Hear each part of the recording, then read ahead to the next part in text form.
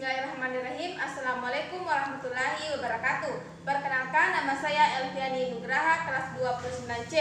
Baik, saya akan memenuhi salah satu tugas untuk pertemuan ketiga konsep dasar IPA oleh dosen pengampu Dr. Sudarto MPD dengan materi suhu dan kalor, dan yang materi kedua usaha dan energi.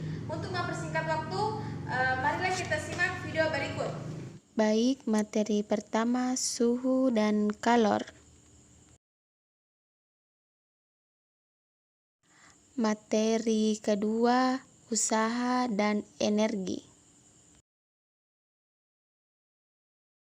Baik, pada kesempatan ini saya akan membahas materi suhu dan kalor.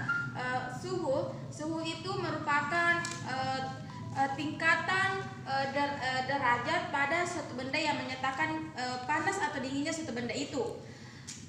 Untuk mengetahui derajat pada suatu benda, kita menggunakan alat yang dinamakan termometer.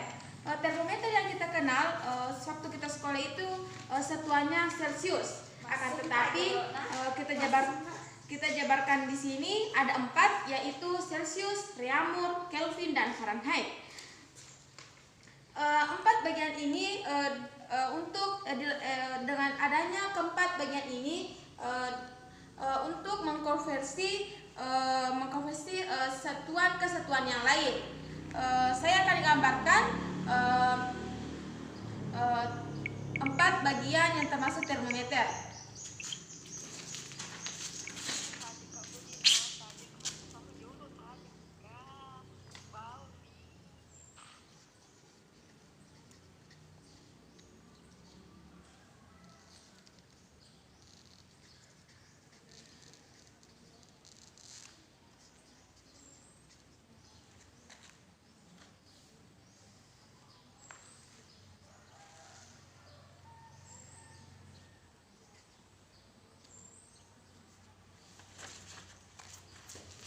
Baik, ada 4 yang termasuk dari termometer. Yang pertama Celcius, Reaumur, Fahrenheit, dan Kelvin.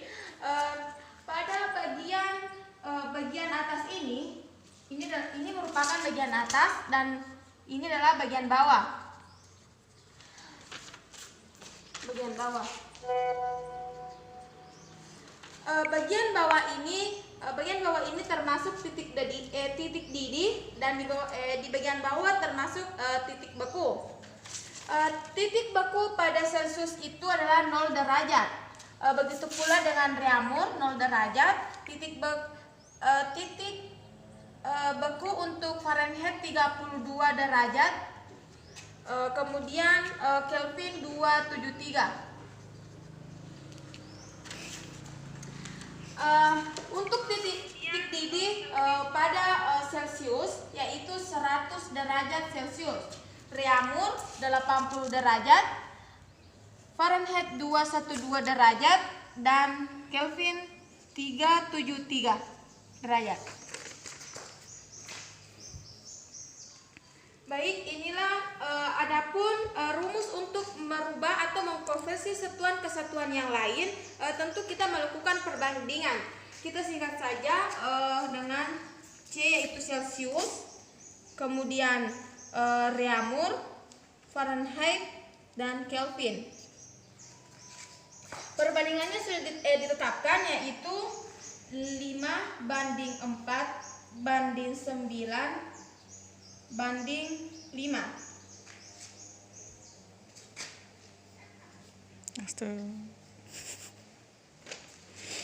Kemudian kita mengambil titik beku pada satuan tersebut.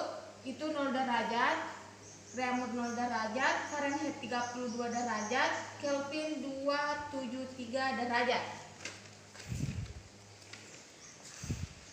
Ini merupakan suatu perbandingan pada termometer. Atau kita bisa menggunakan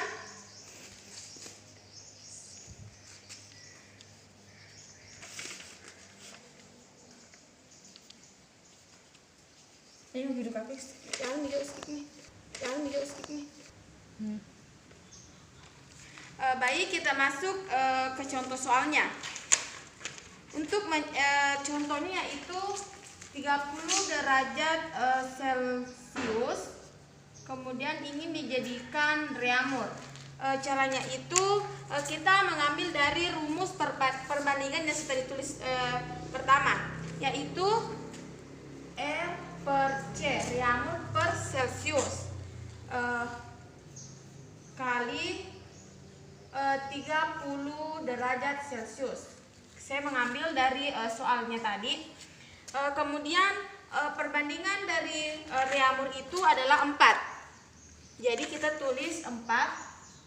Perbandingan dari Celcius yaitu 5, jadi 4 per 5 dikali 30 derajat Celcius. Jadi ini bisa disederhanakan, 1 menjadi 6. Jadi 4 kali 6 itu 24 derajat reamur. Jadi begitu seterusnya. Jika kita ingin mencari Fahrenheit ke Kelvin, jadi kita langsung melihat berapa perbandingannya.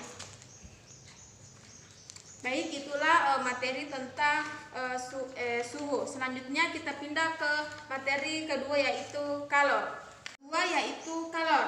Kalor itu merupakan energi panas dengan satuan Q. Efek dari kalor itu dapat mengubah wujud zat dan dapat mengubah suhu zat.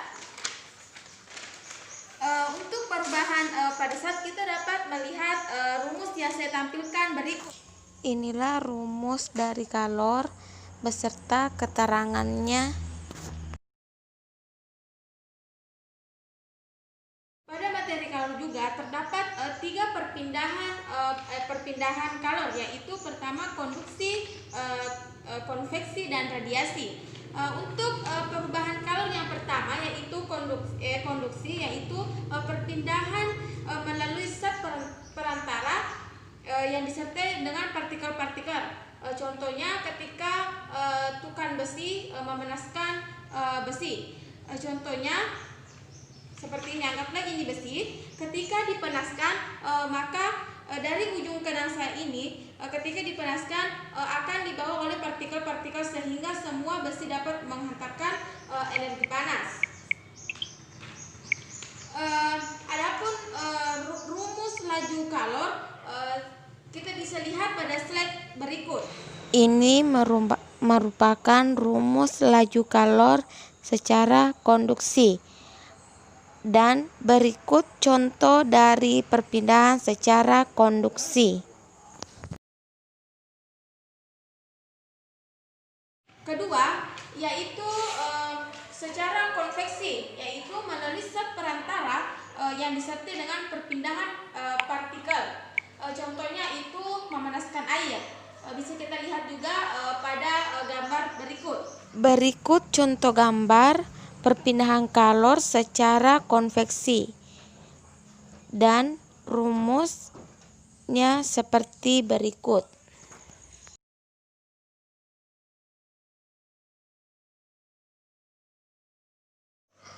Yang ketiga, secara radiasi, yaitu tanpa zat perantara. Contohnya sinar matahari yang masuk langsung ke bumi. Adapun rumusnya itu kita bisa lihat pada gambar berikut. Berikut contoh perpindahan kalor secara radiasi dan rumus perhitungan dalam kalor perpindahan secara radiasi. Untuk materi kedua yaitu mengenai usaha dan energi. Yang pertama adalah usaha. Usaha adalah besarnya energi untuk berubah posisi yang diberikan gaya pada benda atau objek. Usaha dinotasikan dengan huruf kapital W, yang merupakan singkatan dari work, yang berarti kerja. Satuan usaha adalah joule. Oleh karena itu, 1 joule sama dengan 1 newton. Rumus usaha dapat dinotasikan dengan gambar berikut.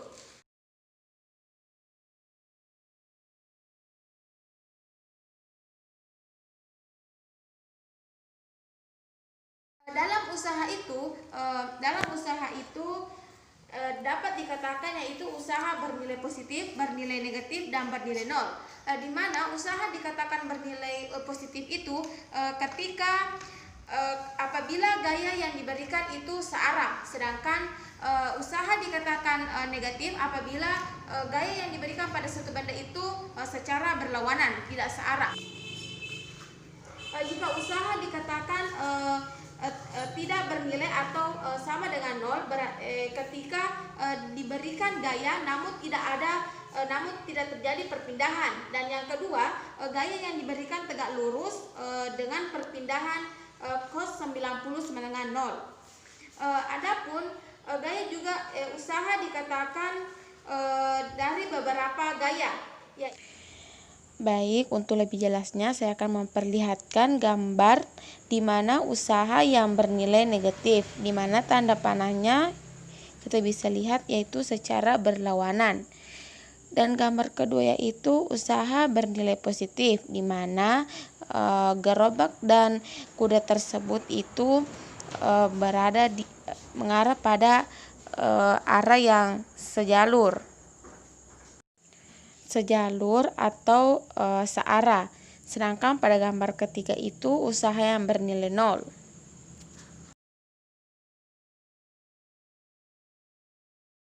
Selanjutnya saya akan memperlihatkan contoh soal mengenai usaha.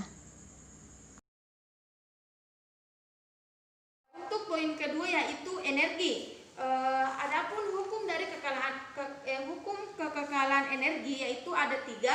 Yang pertama, energi tidak dapat tercipta, energi tidak dapat musnah, dan yang ketiga, energi hanya dapat berubah dari satu bentuk ke bentuk yang lain.